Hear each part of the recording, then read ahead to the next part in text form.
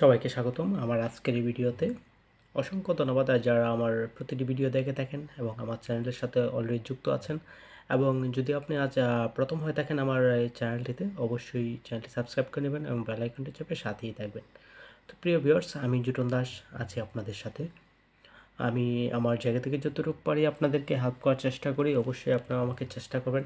আজকে আমি যে বিষয় নিয়ে কথা বলবো, যদি আপনি কোনো কারণে আপনি ডিসিআরটা কেটেছেন কিন্তু আপনি খতিয়ান নাম্বারটা ভুলে গেছেন এবং আপনি খতিয়ানটা পাচ্ছেন না, বা খতিয়ান নাম্বারটা মনে আছে কিন্তু খতিয়ানটা পাচ্ছেন না, সেক্ষেত্রে আপনি কি করবেন? অবশ্যই ডিসিআর কাটার পর, তো ডিসিআর কাটার পরে যেহেতু আপনার যদি অনলাইন খতিয়ান হয়ে থাকে, সেক্ষেত্রে আপনি ওই খতিয়ানটি বা ওই খতিয়ানের আবেদন নাম্বারটি কীভাবে পাবেন?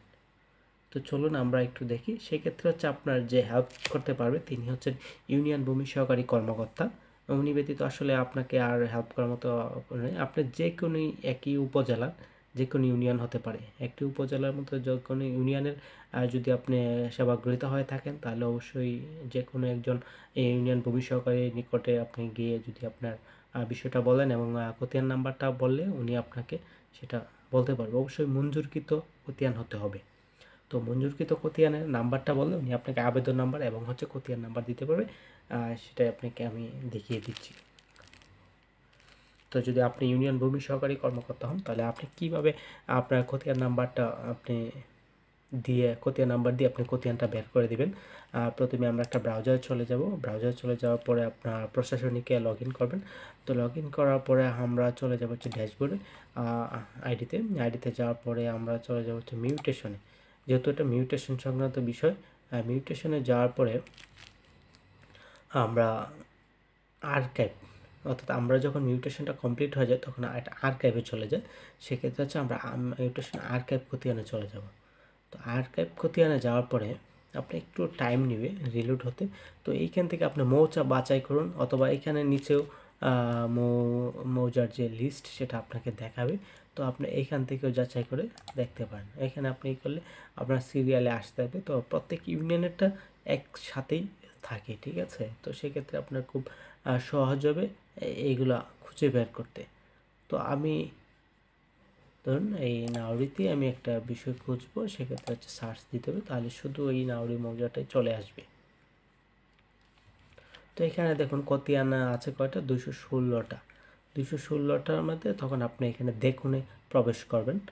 তো দেখুনে প্রবেশ করার পর আপনি এখানে মিউটেশন খতিয়ান নাম্বার, অর্থাৎ যেগুলো অনলাইন মিউটেশন হয়েছে, আপনি যদি আবার চিন্তা করেন যে ম্যানুয়াল মিউটেশনটা এখানে খুঁজবেন, এখানে সম্ভব না, ঠিক আছে? তাহলে আপনি খুঁজবেন মিউটেশন যেগুলো অনলাইন ভিত্তিক হয়েছে, অর্থাৎ 18 সাল থেকে প্রায় এরকম শুরু হয়েছে। এইখান থেকে আছে, দেখুন এই যে খতিয়ান নাম্বার 1039, এটা প্রথম খতিয়ান, যেটা অনলাইন। এই মৌজার জন্য, আমি কিন্তু অন্য জায়গায় বলছি না, এই মৌজার জন্য প্রথম খতিয়ান এখান থেকে শুরু হয়েছে। এখন পরবর্তীতে লাস্ট কত গিয়ে ঠেকেছে সেটা দেখে তারপর বলা যাবে। তো আমরা এখানে এখন 25/12/71, ঠিক আছে? 25/12/71 এখন হয়েছে। আপনার এখান থেকে আপনি এই যে আমি এটা যদি দেখতে চান, অথবা আমি মাঝখান থেকে দেখব, সেটাও পারবো। দেখুন এখান থেকে 1224 আমি এটা দেখব। এই যে দেখুন আপনার এখানে টোটালি দেখাচ্ছে যে আপনার খতিয়ানটা এবং এটা, ঠিক আছে? তো সেক্ষেত্রে আপনি এখান থেকে আবেদন নাম্বারটা নিয়ে অনলাইন থেকে অনেক সময় এটা যদি আপনি করেন, এই পিন দিতে যান, তখন সিগনেচারগুলো আপনার শো করে না। সেক্ষেত্রে আপনি আবেদন নাম্বারটা কপি করে অন্য জায়গা থেকে সার্চ করে আপনি সেখান থেকে বের করতে পারবেন। অর্থাৎ আমরা যে সর্বশেষ অবস্থান থেকে যেভাবে সার্চ করে বের করি, ঠিক ওইভাবে আপনি বের করতে পারবেন। তো আশা করি আপনি যে ছোটোখাটো বিষয়টা আপনাকে যেটা আমি বললাম সেটা হয়তো বুঝতে পেরেছেন। আর যদি বুঝতে পারেন, অবশ্যই আপনি আপনার সমস্যাটি সলভ করতে সহায়ক হবে। অবশ্যই ভিডিওটি কমেন্টস বক্সে জানিয়ে দিবেন যে আসলে আপনি কত হেল্পফুল হয়েছে কিনা। যদি আমার ভিডিওটি আপনার হেল্পফুল হয়ে থাকে, তাহলে আমি আমার সার্থকতা খুঁজে পাবো।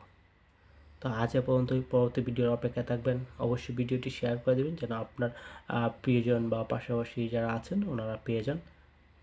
আজ এ পর্যন্তই, ধন্যবাদ।